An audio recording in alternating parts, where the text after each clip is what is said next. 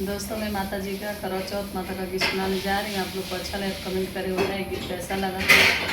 जय हो करवा चौथ मैया की जय।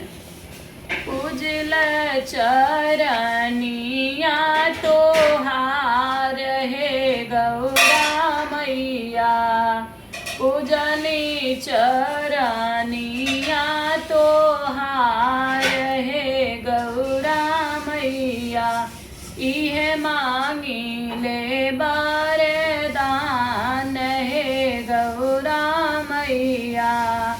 चमकरत रहे मैया लीलरा पे बिंदिया हो, सिंदूरा से भरल रहे मांग गौरा मैया, ये मांगी बरदान।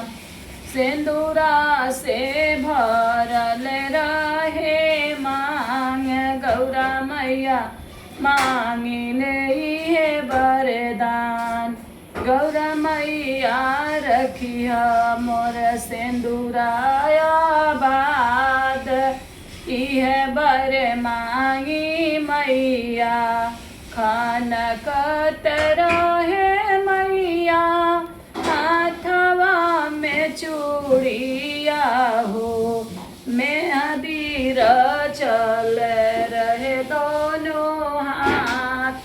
गौरा मैया रखिया सिंदूरवाया बाद, मेहंदी चल रहे दोनों हाथ।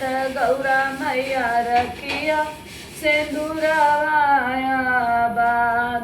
गौरा मैया मांगी है बरदान हो, मोरे आंगनमा खेले लाल।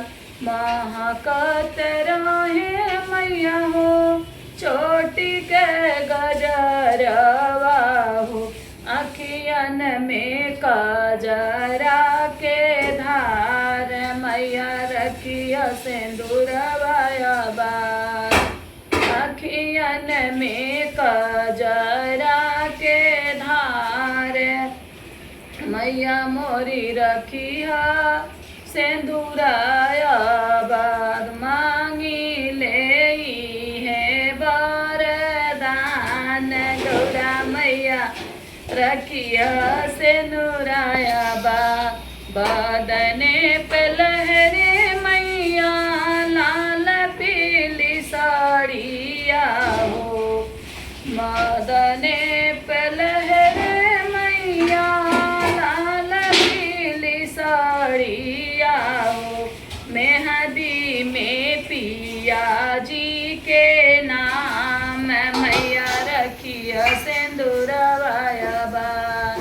मेहंदी में पिया जी के प्यार, गौरा मैया रखिया सिंदूरवाया बाद।